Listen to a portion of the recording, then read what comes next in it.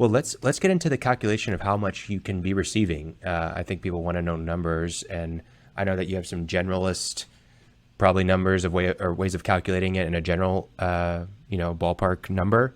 But then there's also a very specific. So why don't you give us the lowdown on that? Yeah, absolutely. So the theoretical maximum or the total maximum that you can claim per employee is $26,000 per employee, and that's across both years. So the way the math works out exactly is that there's $5,000 of ERTC that you can claim in 2020 for each employee, and $21,000 of ERTC that you can claim in 2021. So total of $26,000, 5K in 2020, 21K in 2021. And the way that an employee would be able to, or an employer would be able to claim that for each employee is if the employee was paid over $10,000 of qualified wages in 2020 and over $30,000 of qualified wages in the first 3 quarters of 2021. So if they were paid over those thresholds, then you could claim up to $26,000 per employee. A more realistic number might be around $15,000 of claimed credit for each employee as a ballpark across industries. Industries with employees that are higher paid. It's all based on what the wages were for that particular employee and if that employee's wages are qualified. So the way it works in 2020 is it's a total bucket of $10,000 over all the 4 quarters. And if there's $10,000 of qualified wages, then you can claim $5,000 of credit in 2020. In 2021, everything is based on a per quarter basis. So if you had, everything's done on a maximum of $10,000. So you can only be qualified for up to $10,000 per quarter of qualified wages in 2021. And of that $10,000, 70% is eligible for claim. So you can claim up to $7,000 per quarter per employee in 2021. Gotcha. Okay. And where does PPP fit into this? I know it's a factor. If somebody out there's got a napkin and they're counting their employees and multiplying times 26,000, that may not be. Can you talk about? Oh, right. Yeah. It wouldn't necessarily be a fair way to do an estimate to just take your employee count and multiply it by 26,000 unless you didn't receive a PPP and your employees are highly paid or highly paid considerate to where they level off the $10,000 limit. So the way the PPP comes into play is originally if you had a PPP 1 or 2, you weren't even eligible to claim the credit at all, but they removed that rule. So now that because the PPP only covers at maximum 48 weeks. So it's if you received a PPP 1, that would cover 24 weeks, and then a 2 would be 24 more weeks. And that doesn't cover the entirety of the time frame of the pandemic at present. So they removed that rule set, and no longer is that a disqualifying factor. The way that it comes into play with estimating a credit is that it's about a blanket deduction. So if you had a good rule of thumb might be that if you had a $200,000 potential ERTC and you received $100,000 of PPP, now your potential ERTC is $100,000.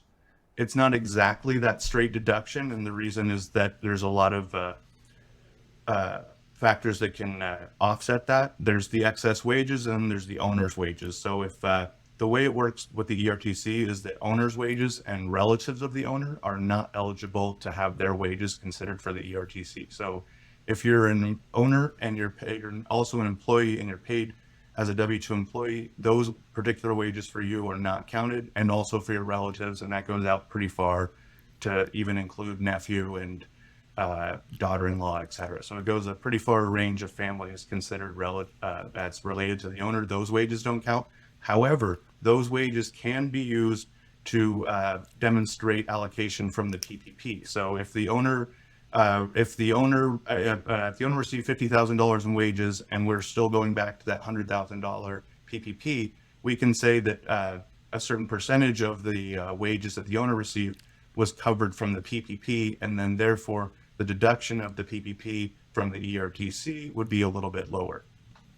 Right. And there's certain maximums and rules that have to be applied. The most that you can deduct from that PPP is 2.5 months of wages from your 2019 wages. And the way they did that is to basically make sure that employers weren't all of a sudden giving themselves a large pay raise and then having the PPP be the mechanism for giving that pay raise. Right.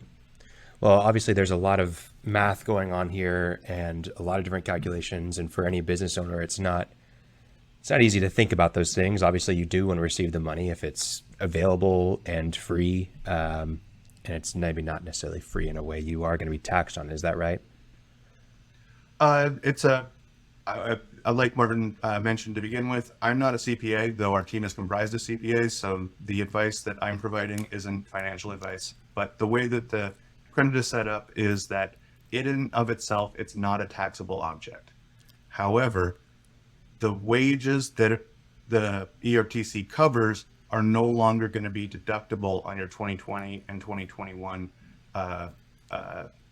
taxes. So if you had $1 million of in 2020, and then you received a credit, you got $1 million in wages in 2020, and then you received a credit of, let's say, $200,000.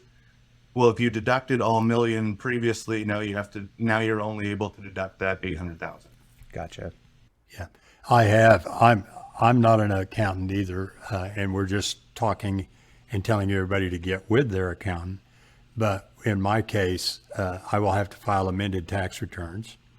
I will owe taxes that I will have to pay on it at that rate. And in my case, it's worth looking and not trying to do the math based on what you've heard here. You call tax credit authority and have them do the math. But in my case, I was eligible for a lot more money than I thought, even after PPP.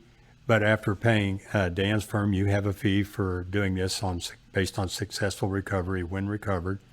And the taxes I'll pay, I'm going to get about half of the big number that I saw, which is still a big number. So if you're eligible for $500,000 when all the dust settles, there are so many different circumstances, and what you paid 2 years ago amending may not have any taxable effect, may reduce a loss, but it's absolutely worth looking into.